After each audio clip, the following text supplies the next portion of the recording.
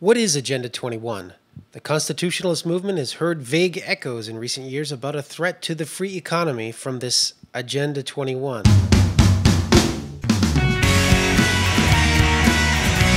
Well, Agenda 21 is not new. The New American Magazine and its affiliate, the John Birch Society, were one of the few constitutionalist organizations that was present when it was drawn up back at the 1992 Earth Summit on climate change in Rio De Janiero.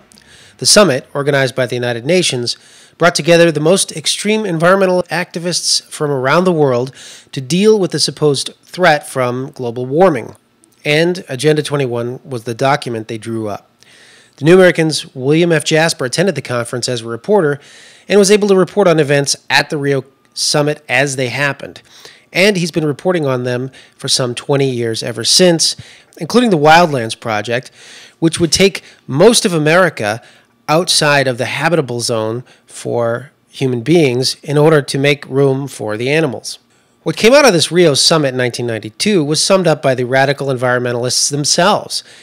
And one United Nations-approved introduction to the Agenda 21 document claimed that, quote, effective execution of Agenda 21 will require a profound reorientation of all human society, unlike anything the world has ever experienced, a major shift in the priorities of both government and individuals, and an unprecedented redeployment of human and financial resources.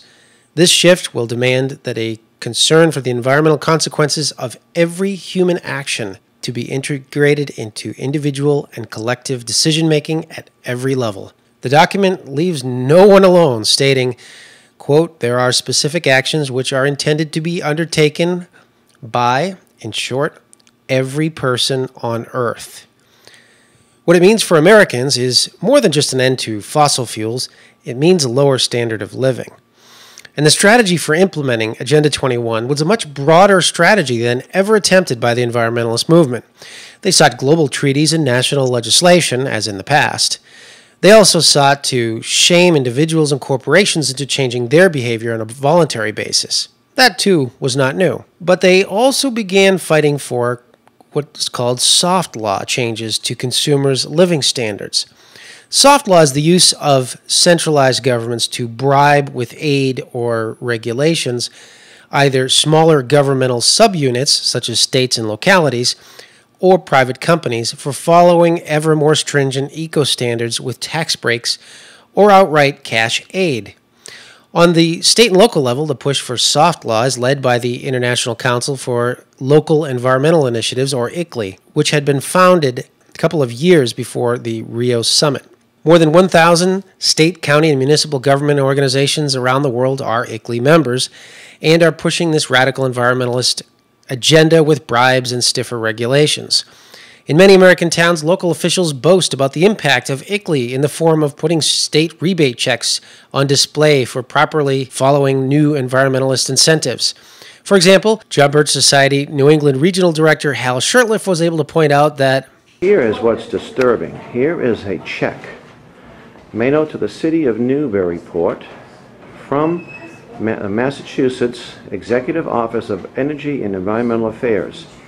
And why is this check on display? Well, this is the second such check that I have found in a city or a town that belongs to the ICLEI, International Council on Local Environmental Initiative, which is a government-to-government entity, unconstitutional on its face, and their goal is to implement Agenda 21, what they call soft law, that came out of the Rio Conference in 1992.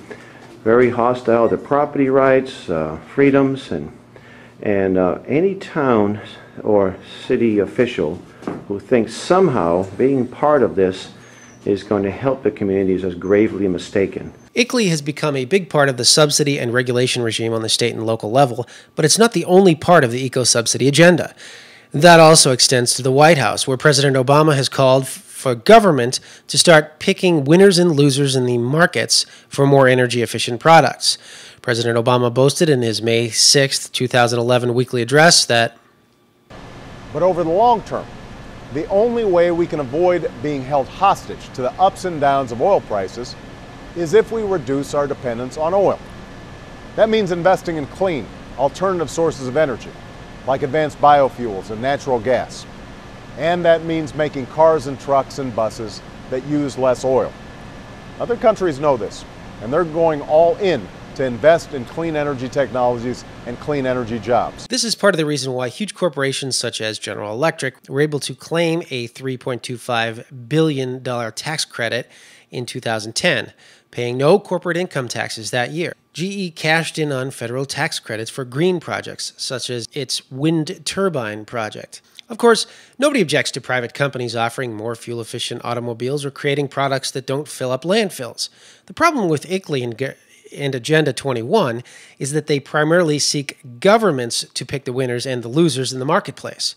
Governments usually pick the wrong winners. That was the lesson from the housing bubble of the last decade. The federal government promoted home ownership by subsidies, tax credits, and suppression of interest rates, and crashed the whole economy. Government doing the same thing on green jobs will do the same thing to the economy on a much larger scale.